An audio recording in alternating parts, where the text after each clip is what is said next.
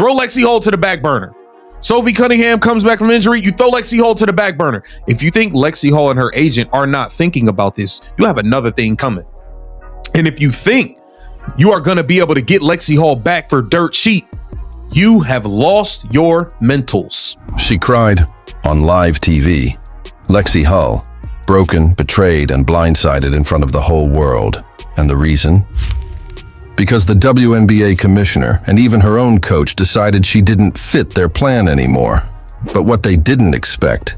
Fever cannot afford to lose. I've been preaching on that. I've been telling y'all, Lexie Hull is a big part of the system. I feel like we need to focus on keeping her by any means necessary. The article goes on to say, after coming within a single win of reaching the WNBA finals, the Indiana Fever was Caitlin Clark standing up, saying, "You can't do this." Not to her, not to my teammate, because this time, Caitlin wasn't just fighting for herself. She was fighting for Lexie, for her team, and for the truth the WNBA tried to bury. Before we dive in, do you think Lexie Hull deserves better? Comment "Stand with Lexie" below, hit that like button, and let's expose what's really happening in Indiana. It started with a decision that shocked everyone. Lexie Hull, one of the hardest working players on the Indiana Fever, was suddenly benched. And then warned, "Live on TV," she was told. "You're out of the rotation." Her face said it all. The disbelief, the pain, the humiliation.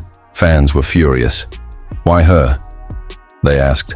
Why would you target a player who has done nothing but give everything for her team? Behind the scenes, sources say this wasn't about performance. It was about politics. The WNBA wanted to control Caitlin Clark, and the best way to weaken her? Straight up disrespected her. They acted as if Lexie Hull was not a part of the core four who helped turn this team around. It wasn't just CCAB and Kelsey. No, Lexie Hull was a huge part of that. Start cutting the people closest to her. It's no secret, Lexie Hull and Caitlin Clark's chemistry was real. On the court, off the court, they had each other's backs. But the league didn't like that. They saw unity. They saw power, and to them, that was a threat. So one by one, Caitlin's circle started shrinking. Teammates getting cut, ignored, pushed aside, all while the commissioner and certain executives acted like nothing was wrong. But Caitlin noticed. She saw the pattern, and when Lexie became the next target, Caitlin lost it. "She's not going anywhere," Caitlin said behind closed doors. "You cut Lexie, you lose everything." Those words echoed across the locker room. Even the staff was stunned. It wasn't a threat, it was a promise, because Caitlin Clark knows her worth. She's the face of the league. The reason fans are watching, buying tickets, and tuning in every night. And yet the WNBA treated her teammates like they were disposable. "Why punish the people who support me?" she asked. No one had an answer. Stephanie White got here. Stephanie White came to the Indiana Fever and straight up disregarded everything Lexie Hull did the year before. You came in, you brought DeWanna the Scammer Bonner. You started her, she 59 and a half years old in her 38th WNBA season. You decide to start her, give her a max contract, and throw Lexie Hull to the back burner. You think Lexie Hull don't remember that? You think Lexie don't remember that? All of a sudden, DeWanna Bonner quits on the team. She's no-showing it. Scene 4, the breaking news moment. Reports started leaking. Whispers of a plan from the front office to restructure the Fever roster before the 2026 expansion draft. Sounds professional, right?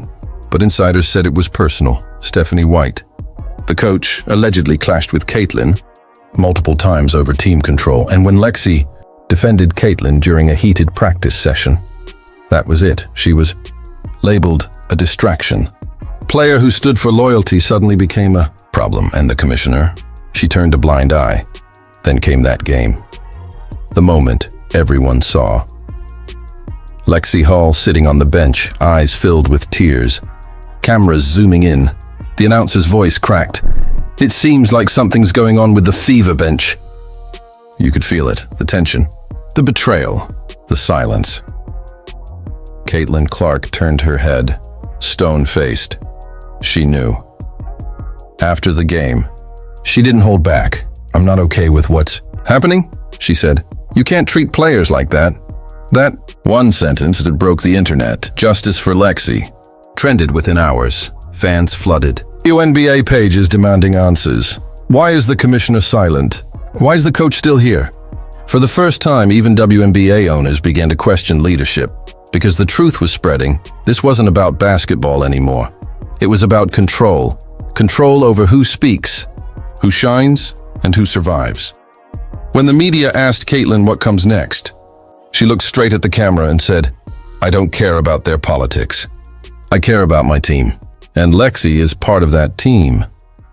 That line hit like a bomb. Behind the scenes, executives panicked. Sponsors started asking questions. Networks called demanding explanations. Because when Caitlin Clark speaks, the world listens. And now, the world knows what's been happening behind those locker room doors. What do you do? What did Stephanie White do, y'all? Threw Lexie Hall to the back burner again and benched her. For no apparent reason. And I'm going to show you, because I remember the cluster of games where I'm looking, I'm like, damn, Lexie not getting no minutes. She's not getting any minutes. This cluster of games right here. Lexie Hall, she played 15 minutes, 18 minutes, 14 minutes. The commissioner tried to control the narrative. Press statements, PR posts, fake smiles, but the damage was done. You can't silence authenticity. You can't silence heart. You can't silence Lexie Hull's tears because they were real. And you definitely can't silence Caitlin Clark when she's fighting for justice. Sources say the WNBA front office is now under heavy pressure from ownership to explain their decisions.